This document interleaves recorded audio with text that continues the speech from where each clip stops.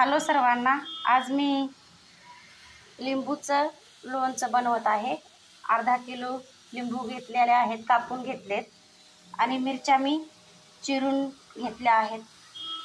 ह्या मिरच्या एवढ्या चिरून ठेवलेल्या आहेत। ह्या मिरच्या चिरायच्या बाकी आहेत आणि हे काला नमक आहे आणि ह्या थोड्याशा लोंग मी टेस्टसाठी ठेवणार आहे आणि ह्या थोडीशी हळद आणि हे आमचूर पावडर आहे।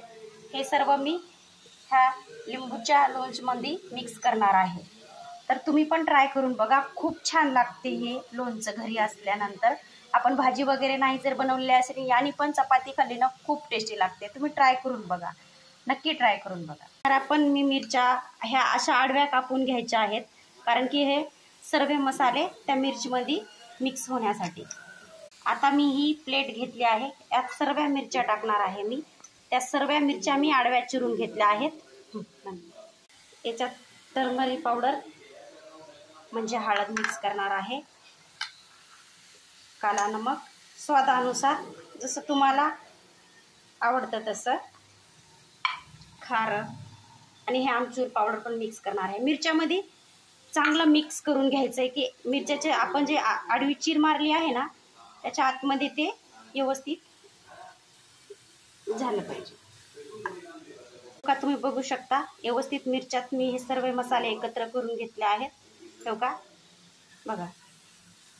आता थोडंसं टर्मरिक पावडर मी लिंबूच्या लोणच्यामध्ये पण टाकणार आहे आणि थोडंसं काळा नमक पण टाकून घेत आहे। मिरच्यामध्ये ते आतपर्यंत जायला मी व्यवस्थित मिक्स करून घेतलं आहे, ते यात टाकते आहे। आपण हाताने पण मिक्स करू शकता। मिक्स करून घेतले आहेत। आता ह्या मिक्स केलेल्या मिरच्या मी ह्या लिंबूच्या लोणच्यामध्ये टाकणार आहे।